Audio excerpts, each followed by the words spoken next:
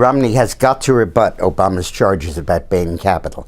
It's crucial for his campaign. That's what we'll talk about today.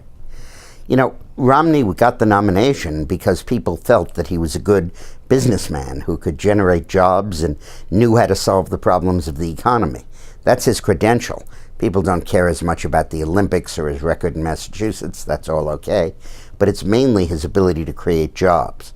Now Obama has taken deadly aim at that in going after Bain Capital.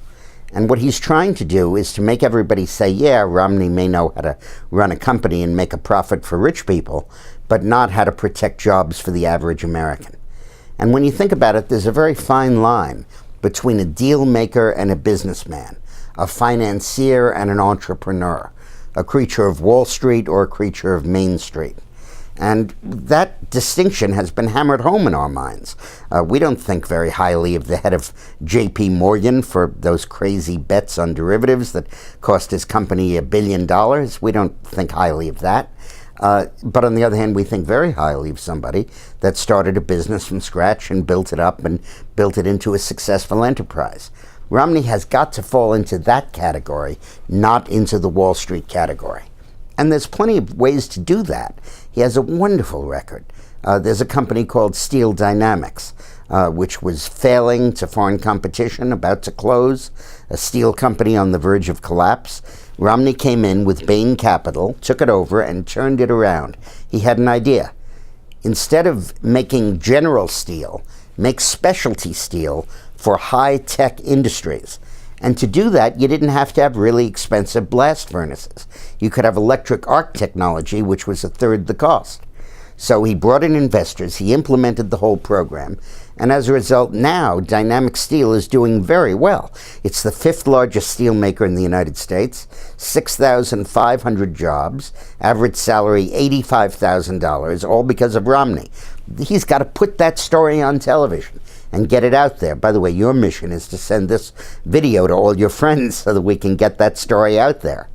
What Obama's planning to do is to play off the Republicans in Congress as they approach the debt limit vote and the next year's budget and the expiration of the Bush tax cuts.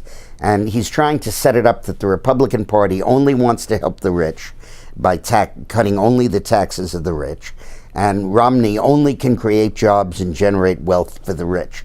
And that's his deal. That's what he's trying to create. And we have to head him off by having Romney really talk about that record at Bain Capital that is, in fact, an excellent one. On the issue of outsourcing, I think we need to remind people of two things. First, the biggest outsourcer in the world is the United States government. Barack Obama now owns General Motors. Out of 220,000 jobs at GM, 160,000 are outsourced. They're jobs elsewhere in the world. And Obama never changed that when he took over the company. Of course, one of the reasons why you do outsource is because countries abroad can make something more cheaply than we can. So the first question is why, and that has a lot to do with our taxes and our government regulation that we need to lower. And secondly, because you can get those products from elsewhere, you can keep Americans employed here, putting them together, selling them, managing them, and all of that. So outsourcing is a way to create jobs, not a way to lose them.